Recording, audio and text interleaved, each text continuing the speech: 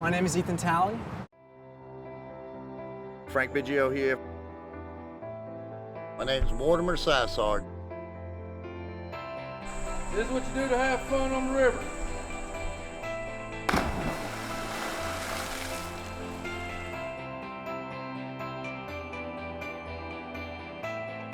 We sit here in the heart of Travelers Rest, located just north of Greenville, South Carolina. Upstate Forever is a conservation nonprofit based in Greenville, South Carolina, and our focus is the 10-county upstate region of South Carolina. The Saluda River begins in Greenville County and ends much further downstate. And it was named after, supposedly after, a group of Shawnee Indians who came through here. So there's 3 Saluda Rivers, and they join down there going right down below Greenville. Just west of town here is where the 3 rivers come together. The maps that we are working on today is the Saluda River, and we're working on 2 separate maps because the Saluda River is one of the longest rivers that flows through the upstate region of South Carolina. The North Saluda, being one of the harder, is owned by Greenville County Watershed.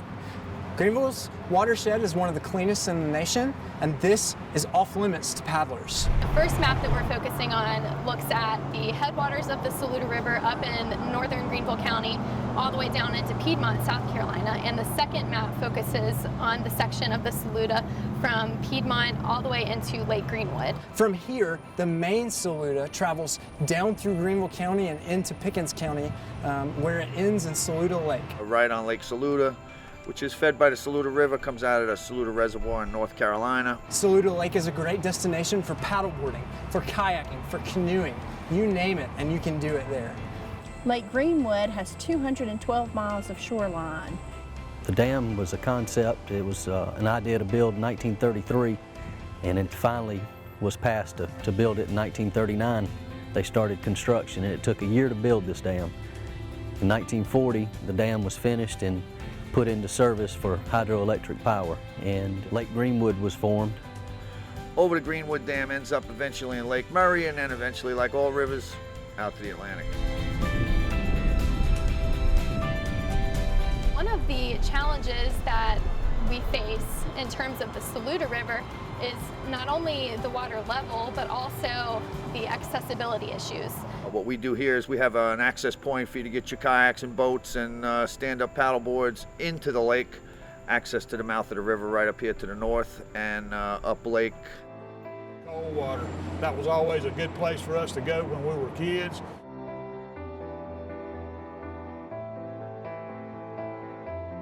Years ago, cleaning out the river right here by the house, we said we'd make a spot that's clean and no glass and trees for a swimming hole. And we invite everybody to come down and come swimming right here. We even keep life jackets for little tiny kids if they don't have one. All on the weekends, and when school's out, there'll be 15, 20 kids out here all the time swimming, and they're all welcome. The river gets really low in the summer, and it's really difficult for people who want to get out there and recreate on the rivers to find a section that's paddleable and be able to float down without any sort of boundaries, such as trees getting in the way or debris or trash or even dams.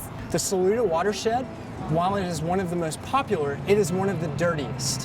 One can easily see cars, washing machines, eroded banks, junk falling into the river, on top of the fact that because of the erosion there are trees everywhere. Maybe the next generation will help protect these rivers, because it seems like a lot of things now that people just don't care anymore.